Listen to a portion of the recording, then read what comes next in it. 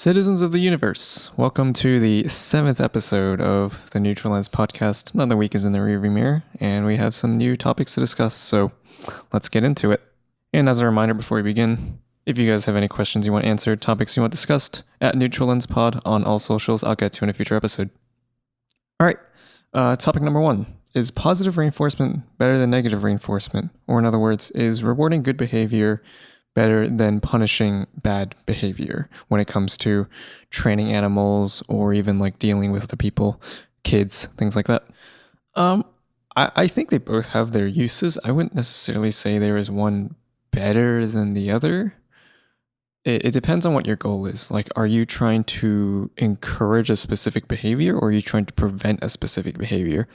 Because when it comes to positive reinforcement, you are encouraging let's just say you're like training an animal, for example.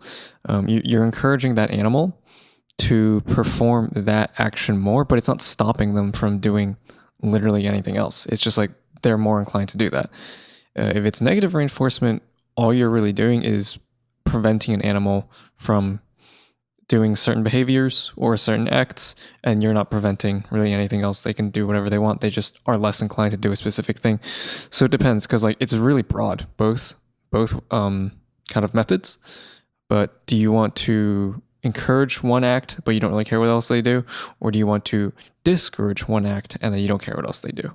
So that it depends on your goal.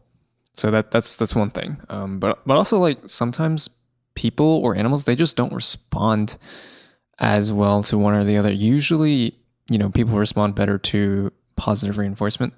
But sometimes, you do need to use one or the other just because the animal's not responding. Maybe you use some positive reinforcement.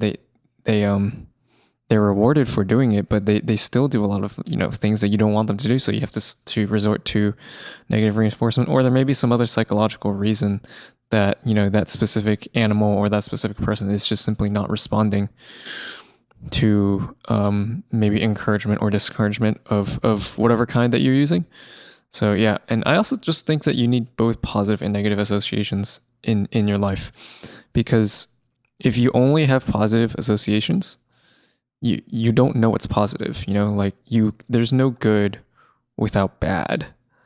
And with that in mind, that means that you need to have some sort of bad experience to let you know what is good, and you need to have some sort of good experience to let you know what is bad.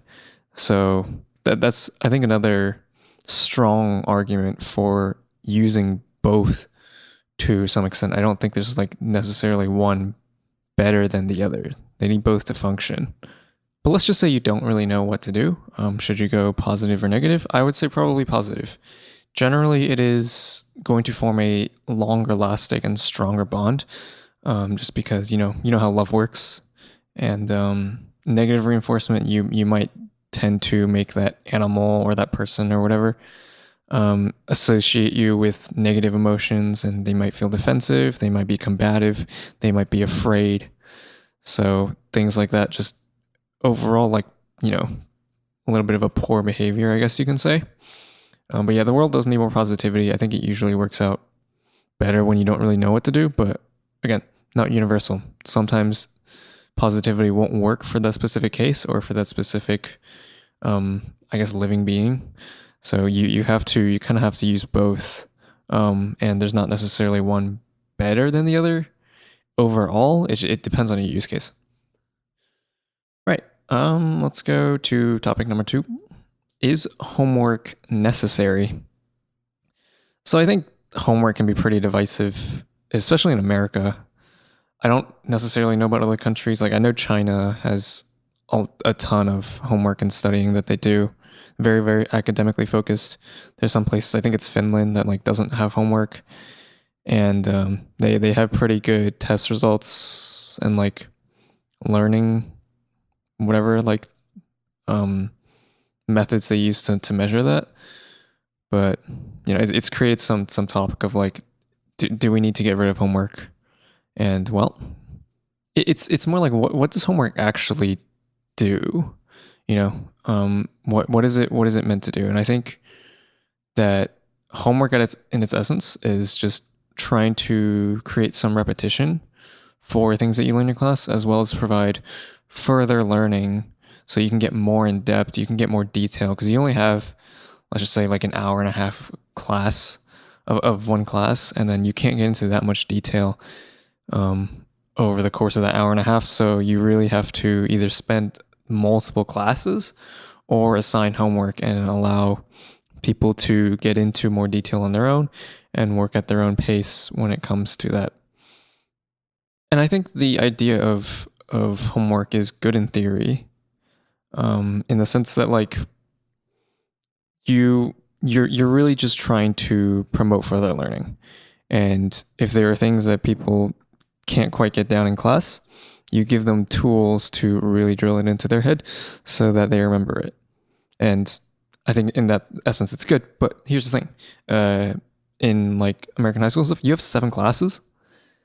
And if all 7 classes assign, let's just say, an hour of homework each day, you're doing 7 hours of homework every day after school, which is just ridiculous, you know?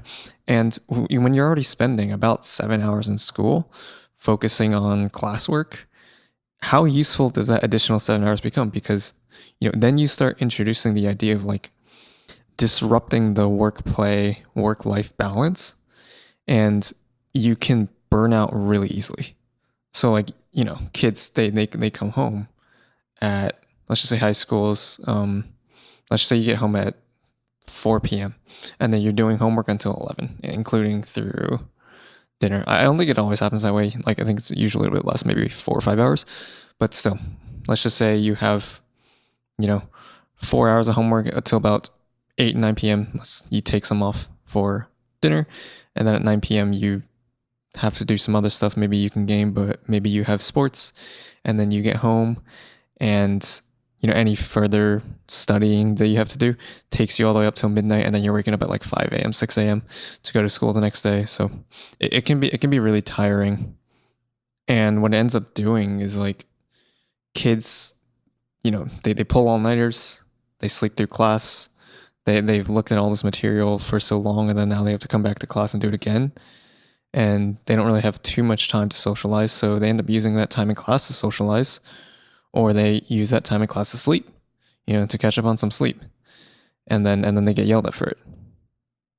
So I think in that sense, homework can be really double-edged, because it does provide a really useful learning tool, and you can get so much more in depth, you can cover so much more material when you don't have to spend 3 or 4 classes on the same thing, kind of just drilling it into people's heads and doing classwork, making sure everyone really understands it, but just assign some homework, you know, let the kids figure it out themselves. If they have questions, they can come back and ask the next day and just go from there.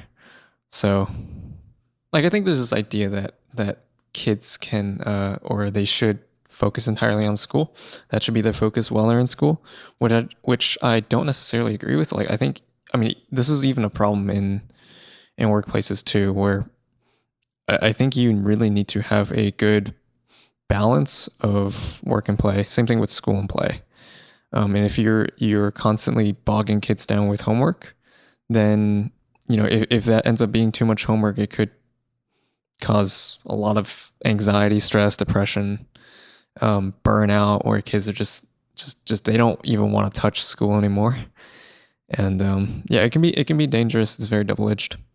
And I also think that, you know, there's people who think it is necessary to have homework to be able to cover all the concepts in time, and for you to really understand everything, because just doing it in class is not enough. And then there's a counter argument to that I've heard as well, which is just people need better teaching. You know, better teachers means you make kids more excited to learn, you help them understand the concepts better. Maybe that's all we need, you know. So there's a lot of ways to think about it. For me, it really comes down to balance and making sure that you're not assigning so much homework that kids are burning out and coming to school the next day just not wanting to deal with it. But if you have like a moderate amount of homework that assists in further learning, but then you also give them time to have a good social life, to be able to play sports, and then they and like have enough sleep, and then they come to school the next day and they're refreshed and they're ready to learn. You know, finding that kind of balance to not overwhelm kids, especially in the growth phase, when they're still growing, when their brain is still developing. You don't want to have all that stress and anxiety. So just finding that balance in there while also maintaining that high standard of learning. And it's hard. It's hard to find that balance. I don't fault really anyone dealing with this, because it's very subjective. It can be different for every kid, and finding a universal approach won't fit everyone. So yeah, it's really difficult. All right, we're gonna go to the last one, which is a relationship one. It's kind of the opposite of what we normally do. And this one is a man who has been married 6 years to his wife. He is 32. She is 31. There have been signs of cheating. They weren't really taken seriously because she's very nice and always doing things for him, always looking out for him. So he doesn't think anything of it. And then he found out that she's pregnant with a different guy's kid. She's been pregnant for about 5 months now. And at first he thought it was his kid. Then he found out it was not. So yeah, undisclosed method as to how he found out. But I mean, the short answer is you need to leave.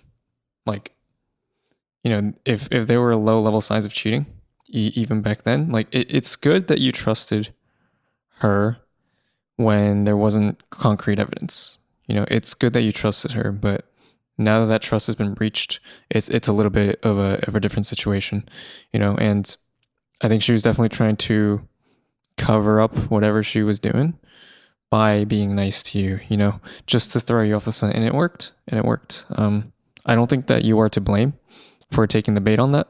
I think that it was good to just trust her on it. And, maybe your instincts didn't say anything. And it's easy now to look back and say, man, I was so stupid. How could I not tell?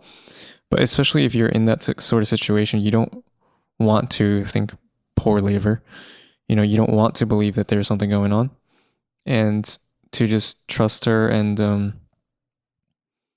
move forward is definitely the right decision to make. And it can be hard to catch anything super suspicious, especially when you're not looking for it, right? So yeah, don't blame yourself too much on that, but it is time to go. She is pregnant, but it's not your kid. And I think that is, like, there's cheating in a relationship, and then there's having someone else's child. And like, I don't think there's any coming back from it. I don't think that there's anything that she can do that will make it right, in a sense. So like, yeah, if you guys are living together, find a way to have her move out. Maybe you move out if it's not, like, I don't know, maybe you bought the house together. But you have to separate. I don't think that there's a way it can continue. Whether you have to, sign something or just she moves out on her own. But I don't think you should give in to any demands. Like, even if she says, I'm going to abort the baby, which it's been 5 months. I don't know if there's a lot of laws currently that will allow it, but yeah, even if so, I don't think that, that is going to change much, because she's been carrying the baby for 5 months and pretending it's yours, and then you found out. And I just think it's such a big breach of trust. It's like something you just straight up can't tolerate.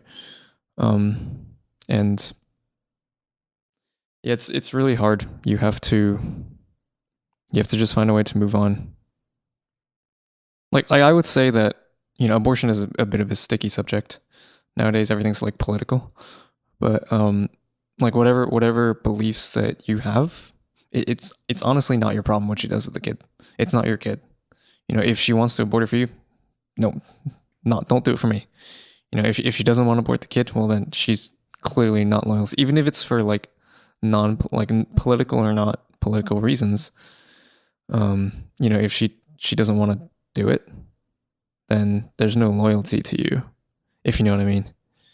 So, and if she is like a pro-life person and she doesn't want to abort the kid, I mean, fair enough, but then she's going to have the kid and it's not yours. And then how are you going to deal with that? So it's just not a good situation.